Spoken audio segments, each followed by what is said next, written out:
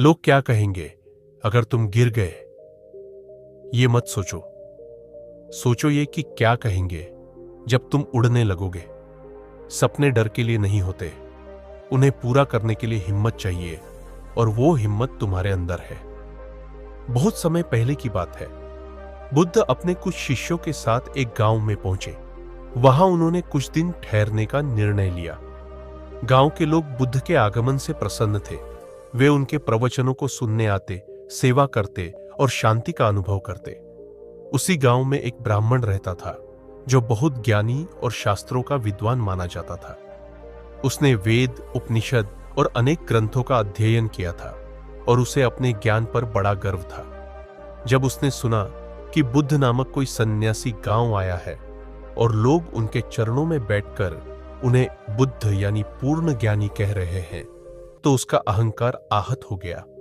उसने सोचा, यह कैसा ज्ञान है जिसके लिए लोग शास्त्रों की आवश्यकता नहीं मानते। मैं देखता हूं कि इस तथाकथित बुद्ध का ज्ञान असली है या दिखावा। अगले ही दिन वह ब्राह्मण बुद्ध के पास पहुंचा। शिष्यों ने देखा कि वह कुछ उग्र मुद्रा में आया है। वह सीधे बुद्ध के सामने जाकर बैठ गया और बोला, गौतम, मैंने तुम्हारे बारे में बहुत सुना है। कहते हैं कि तुम बुद्ध हो, ज्ञान से पूर्ण। लेकिन क्या तुम मुझे बता सकते हो कि किस शास्त्र पर आधारित है तुम्हारा ज्ञान? किस वेद से तुमने यह जाना कि आत्मा क्या है? क्या तुमने यज्ञ किए हैं? क्या तुमने ब्राह्मणों की विधियों का पालन किया है, या तुम केवल अपनी बातें कहकर लोगों को भ्रमित कर रहे हो?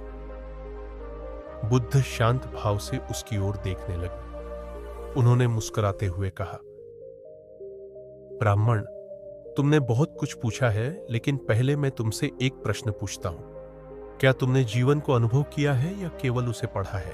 ब्राह्मण ने उत्तर दिया, मैंने वेद पढ़े हैं, उपनिषदों को कंठस्थ किया है, मैंने गुरुओं से शिक्षा ली है और अनेक शास्त्रों की व्याख्या की है। मेरे पास जीवन का हर उत्तर है। बुद्ध ने उसकी ओर देखा और बोले, तुमने जीवन को पढ़ा है, जाना नहीं। जैसे कोई व्यक्ति जल के बारे में पढ़कर भी प्यास बुझा नहीं सकता, वैसे ही शास्त्रों को पढ़कर कोई भी जीवन के सत्य को नहीं जान सकता जब तक वह स्वयं उसे न देखे। ब्राह्मण को यह सुनकर क्रोध आया। उसने कहा, क्या तुम यह कह रहे हो कि मेरा ज्ञान व्यर्थ है? बुद्ध बोले, तुम्हारा ज्ञान व्यर्थ नहीं है, लेकिन जब ज्ञान अहंकार बन जाता है तब वह अज्ञान से भी अधिक खतरनाक हो जाता है। ज्ञान का उद्देश्य है विनम्रता, जागरूकता और करुणा पैदा करना, न कि दूसरों को नीचा दिखाना। जब ज्ञान तुम्हें श्रेष्ठ और दूसरों को तुच्छ दिखाने लगे, तब समझो वह ज्ञान नहीं रहा, अहंकार बन गया है। इतना कहकर बुद्ध ने एक छोटा पात्र उठाया और उसमें जल भर दिया।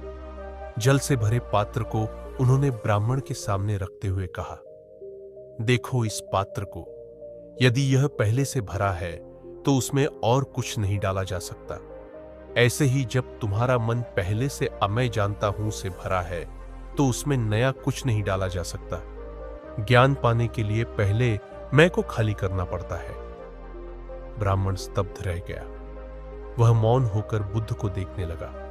बुद्ध की आंखों में करुणा थी, उनमें तिरस्कार नहीं था। उनका स्वर कोमल था, उनमें उपहास नहीं था। उसकी आंखों से अश्रु बहने लगे। उसे पहली बार एहसास हुआ कि वह अब तक केवल जानता रहा, लेकिन समझा नहीं। ब्राह्मण ने धीरे से कहा, भंते, मैं हार गया। मैं जीवन भर सोचता रहा कि ज्ञान ही सबसे बड़ा है, लेकिन आज समझा कि अहंकार के साथ ज्ञान अंधकार बन जाता है। मुझे शरण दीजिए। बुद्ध ने उसे प्रेम से देखा और कहा, मैंने तुम्हें कुछ नहीं हराया।